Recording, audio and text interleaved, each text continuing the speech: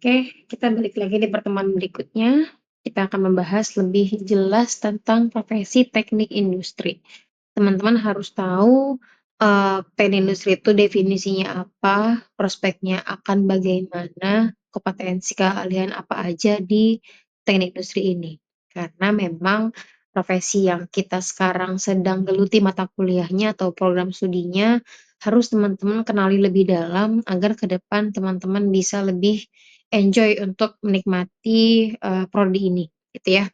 Oke, profesi industri berfokus pada perancangan, peningkatan, dan instalasi dari sistem terintegrasi, di mana definisi ini kita ambil langsung dari Institute of Industrial Engineering ya.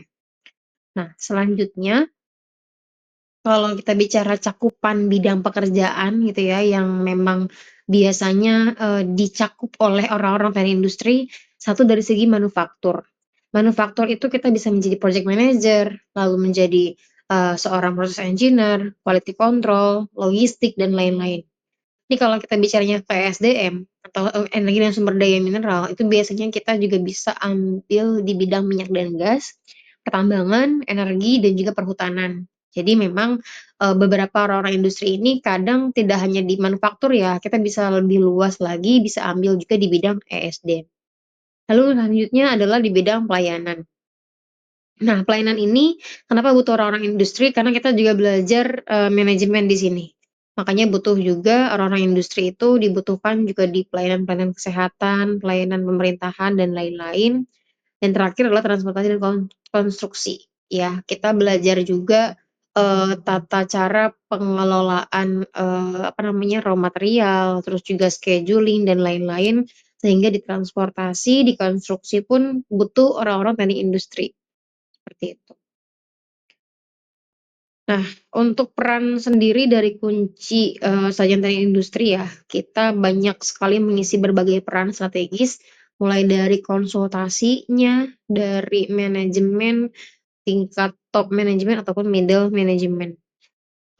Banyak sekali orang-orang teknik industri itu menjadi konsultan. Kenapa di konsultan kita banyak? Karena kita bisa mengevaluasi sistem, dan juga bisa, ya mendesain dari sistem yang sudah ada, kita bisa, merevisi mereka, bisa meninjau apakah gitu ya sistem yang sudah berjalan di suatu perusahaan, suatu lembaga, sudah baik atau belum. Dilihat dari berbagai faktor begitu ya. Kedua, supervisor. Yang namanya orang teknik industri, dia udah ngerti, pabrikasi, dia udah ngerti tata letak, dia ngerti scheduling, dia bisa mengawasi jalannya sistem produksi di pabrik gitu ya. Bisa bisa meninjau juga stasiun kerja ini kalau dari sudut pandang ergonomi seperti apa. Dan juga bisa, meninjau statistiknya. Karena kita juga belajar statistik, maka teman-teman teknik industri tidak mungkin tidak mengerti tentang statistik atau data berhubungan dengan pendataan yang ada di, suatu pabrik atau dari perusahaan. Lalu manajer, gitu ya, namanya manajer itu berasal dari kata manage yang artinya mengelola atau mengatur. Namanya orang teknik industri karena dia belajar semua gitu ya, belajar, ilmu dari, ilmu dari semua rumpunnya dia belajar, terus juga manajemennya dia belajar, sumber daya manusia bagaimana cara mengelolanya dia belajar. Jadi kita bisa mengetahui juga, bisa mengatur, kira-kira kalau bisa bicara SDM, orang seperti apa, bagusnya diletakkan di mana. Terus, sumber dayanya misalkan ada sekian, kapasitasnya harus sekian, dia bisa mengatur itu. Bisa mengatur lah ya, mengatur berdasarkan kapasitas yang ada, berdasarkan sumber daya yang ada, kapan dia harus nge-hire orang, kapan dia harus, memesan kembali raw material untuk memenuhi permintaan, bagaimana cara dia meramalkan permintaan di kemudian hari, bagaimana cara mengelola inventory biar nggak bengkak persediaannya dan lain-lain. Kedua juga dia bisa, punya kompetensi administratif manajemen. Karena kita juga belajar ya, dari sisi manajemennya kita belajar, ya tadi pendataan-pendataan mengenai inventory, mengenai, rute lah gitu, mengenai apa namanya, jumlah minimum stok yang harus ada, kapan kita harus mesen lagi, dan lain-lainnya. Itu kita belajar, makanya di manajer pun produksi ya, khususnya manajer produksi ataupun manajer SDM itu biasanya memang dilingkupi oleh orang-orang sarjana teknik industri.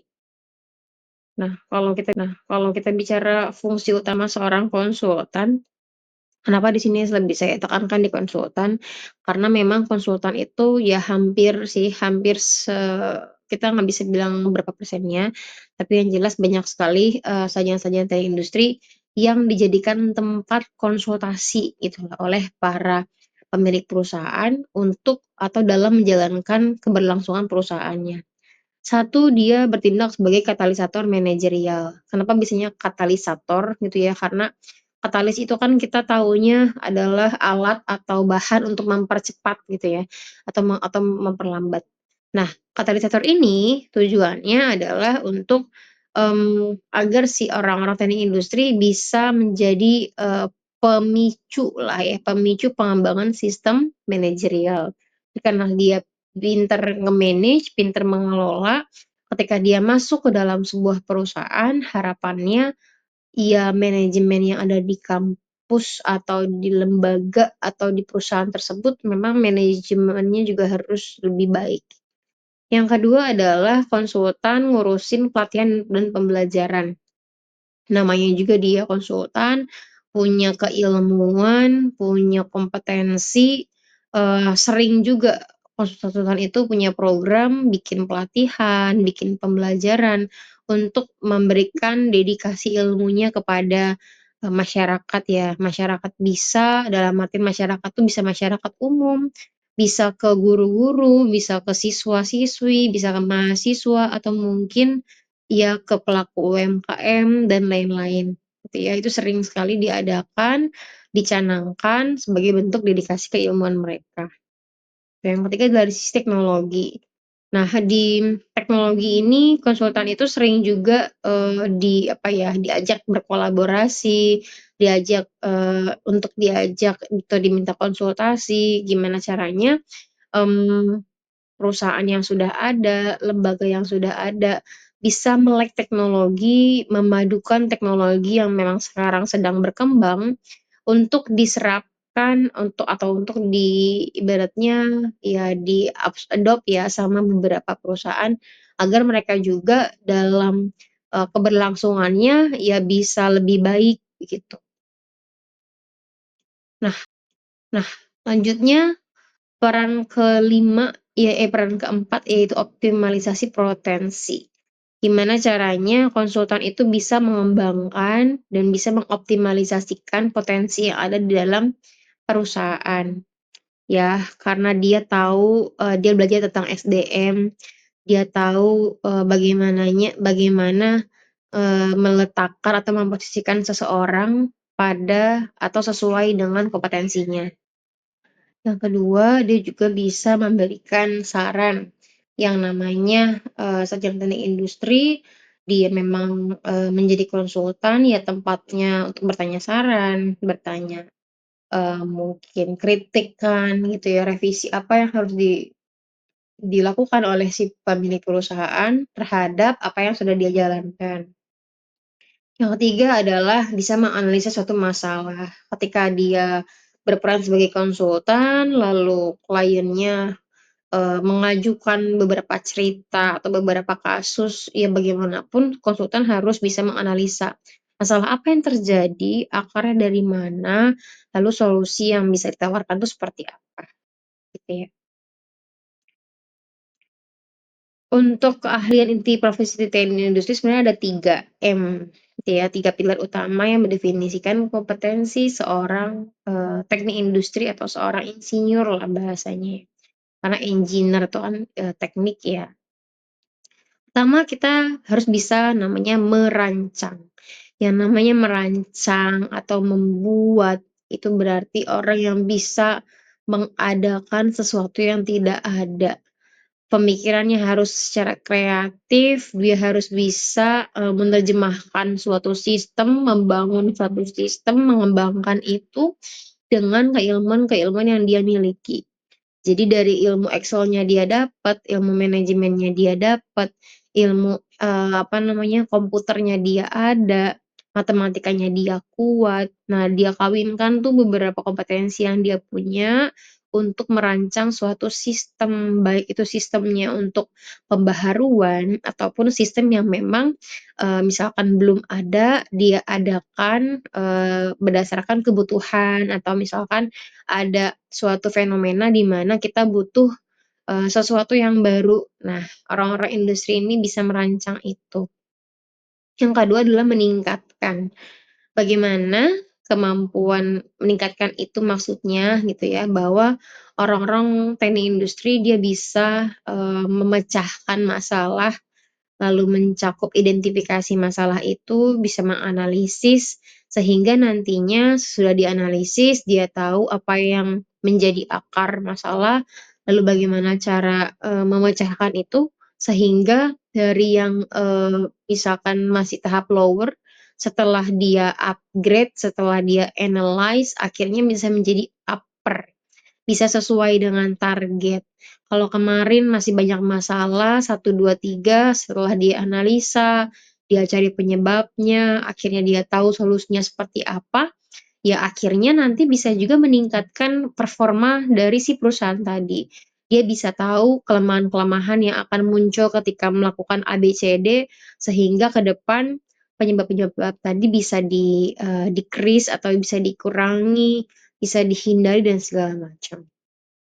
Lalu untuk menginstalasi ini maksudnya adalah kita bisa melakukan pendefinisian langkah-langkah yang dibutuhkan untuk menginstalasi rancangan sistem secara efektif. Nah Nah, etika profesi atau landasannya nih ya dari industri. Etika itu sebetulnya bisa dianggap sebagai atribut pembeda yang mengangkat, derajat manusia gitu ya. Karena, bahasanya adalah orang-orang yang beretika, dia punya sesuatu yang bisa mengangkat derajat dia dari sisi, apa yang dia lakukan. Nah, kode etik profesi sarjana teknik industri dan manajemen industri disusun berdasarkan dasar negara kita Pancasila untuk mempertinggi pengabdian kepada NKRI. Nah, salah satu adalah tanggung jawab dan kebermanfaatan, gitu ya, bahwa teknik industri ini bisa mengerahkan segala keilmuannya, segala potensinya untuk mencapai hasil yang terbaik, di mana nanti, urusannya adalah pada tanggung jawab terhadap masyarakat. Bagaimanapun yang namanya teknik industri, tanggung jawabnya harus besar dan dia berpikir asas manfaat bahwa seorang teknik industri harus memberikan manfaat, menebarkan manfaat kepada masyarakat di sekitarnya. Yang kedua, pasal 2-nya adalah menghargai disiplin lain. Tidak boleh seorang teknik industri dia merasa jumawa dengan, keilmuan yang dia miliki sehingga dia mengabaikan, menomorduakan disiplin ilmu lain. Tetap harus ada menghormati, menghargai, dan mungkin juga bisa, saling melibatkan ya dalam konteks kerjasama, pengabdian, dan lain-lain. Lalu pasal 3-nya adalah pengembangan keilmuan, di mana orang-orang teknik industri bertanggung jawab juga atas pengembangan keilmuan yang sudah dia miliki. Bagaimana caranya dia bisa, apa ya, keilmuan yang dia miliki itu tidak hanya dia, miliki tapi tidak disebarkan ke orang lain, tapi juga bisa, mendorong atau memicu efisiensi dan juga optimalisasi pembangunan sistem yang memang, ada di sekitar dia. Pasal 4-nya bicara integritas dan juga kejujuran. Tidak mungkin atau, tidak layak lah ya seorang teknik industri dia, cakap dalam beberapa potensi tapi tidak, bisa jujur dalam perbuatannya. Karena kita bicara etika memang ya seperti yang sering saya sebutkan di pertemuan-pertemuan sebelumnya, bahwa Indonesia ini sangat butuh orang-orang jujur. Tidak hanya orang pintar yang punya potensi dan segala macamnya, tapi dia juga butuh orang jujur yang memang bisa, bertanggung jawab atas keilmuan yang dia miliki. Yang pasal 5 adalah kemajuan diri dan rekan. Nah, bagaimana kita bisa bersikap bijaksana, bisa mengusahakan kemajuan untuk meningkatkan kemampuan dan kecakapan diri, dan juga tentunya kita, mendukung rekan-rekan sesama teknik industri ataupun rekan-rekan lain untuk sama-sama maju, dalam pengembangan keilmuan. Untuk profil sendiri, profil lulusan teknik industri itu ada beberapa macam ya. Satu, dia bisa yang namanya sebagai problem solver. Udah bisa ada masalah, dia bisa identifikasi, bisa, dianalisis dan bahkan mungkin bisa merumuskan juga formula problem solving-nya seperti apa. Yang kedua kalau komunikasi efektif. Tidak mungkin seorang industrial engineer dia tidak bisa berkomunikasi. Karena di komunikasi tadi dia, sangat bermanfaat ya untuk dia berkomunikasi ke kelompok, berkomunikasi dengan supplier, customer, dan lain-lain. Sehingga memang komunikasi efektif sangat menjadi, target dan juga memang kesesuaian atau kebutuhan dari teknik industri. Yang ketiga adalah wawasan global dan sosial. Kita bisa, dan kita harus memahami dampak penerapan keilmuan kita itu seperti apa terhadap konteks global atau sosialnya. Kalau tadi bicara dari masyarakat, kenapa orang-orang industri juga harus mengabdikan dirinya pada masyarakat, karena kita pingin, industri ini ada dampaknya ke masyarakat. Ini kalau bicaranya dari sisi global, dengan penelitian-penelitian yang sudah ada gitu ya, dengan pengembangan keilmuan yang dilaksanakan oleh para engineer, ya mudah-mudahan itu bisa berdampak juga pada Indonesia ataupun pada global itu sendiri. Yang keempat adalah tanggung jawab etika. Gimana caranya seorang industrial engineering, dia setelah lulus bukan hanya punya cakap kompetensi, punya soft skill yang bagus, dia punya etika yang bagus juga, dan tentunya tanggung jawab ya. Karena ketika dia sudah terjun, ke dunia kerja, yang orang pegang adalah tanggung jawabnya. Bukan hanya potensi, kompetensi, nilai IPK, dan lain-lain. Semua pada saat nanti di dunia kerja sudah kembali ke awal, mereka bisa dinilai berdasarkan tanggung jawab mereka, berdasarkan etika yang mereka tampilkan atau ditunjukkan. Adalah kompetensi spesifik teknik industri ya. Ada beberapa kompetensi khusus yang memang dimiliki oleh, seorang sarjana teknik industri. Yang pertama adalah work design and measurement. Nah, ini kita bicara tentang, desain kerja dan pengukuran. Kita bisa menghitung waktu standar gitu ya, bisa menghitung, pekerjaan-pekerjaan tertentu waktunya berapa yang harus diselesaikan, maka nanti akan berdampak pada kapasitas. Satu orang bisa menghasilkan sekian produk. Nantinya juga akan berpengaruh pada quantity of, employee yang memang harus di-hire oleh perusahaan. Yang kedua adalah plan location and layout. Kita bisa bantu mengevaluasi data untuk membuat keputusan dari lokasinya, dari tata letak pabrik yang sudah ada, apakah, dari tata letak itu perlu ada yang kita revisi atau tidak. Mempertimbangkan dari sisi jarak antar, stasiun gitu ya, jarak antar line atau sehingga nanti bisa, mempertimbangkan kalau misalkan rutenya dirubah ataupun tata letaknya dirubah, apakah akan menimbulkan perubahan dari sisi efisiensi atau tidak. Yang ketiga adalah statistical quality control. Kita bisa mampu, mendata, bisa menganalisis output kerja gitu ya secara statistik, sehingga nantinya kita bisa membantu menjaga kualitas. Karena di teknik industri kita belajar penkual atau pengendalian mutu, sehingga kita juga nanti diajarkan, tentang bagaimana caranya membuat peta kontrol, menentukan batas kendali atas dan batas kendali bawah. Sehingga harapannya ya orang-orang teknik industri ini, ya mampu, mengendalikan, kualitas yang ada di perusahaan gitu ya, berdasarkan data-data yang tadi berdasarkan secara statistik. Untuk terakhir adalah production planning and inventory control. Nah, di PPC ini kita belajar sekali, bagaimana kita menjadwalkan mesin, menjadwalkan produk, harus berdasarkan, proses kah atau berdasarkan produk yang ingin cetak atau ingin diproduksi. Lalu kita juga bisa, apa ya, mengatur berdasarkan target perusahaan yang sesuai demand-nya kah gitu ya, berdasarkan kapasitas yang ada. Berdasarkan sumber daya yang dimiliki dan lain-lain. Sehingga, harapan di PPC ini kita bisa memproses semuanya, dengan waktu idle time yang sedikit gitu ya, pemborosan yang sedikit, bisa mengoptimalkan sumber daya yang ada, menggunakan mesin yang memang tersedia sehingga, dari sisi nanti ongkos produksinya bisa lebih rendah atau efisien, gitu. Lanjut yang terakhir adalah kelompok keahlian. Nah, kita bisa bagi menjadi 2 lingkup yang besar, ada kelompok keahlian rekayasa sistem manufaktur sama ada rekayasa sistem, rekayasa manajemen industri.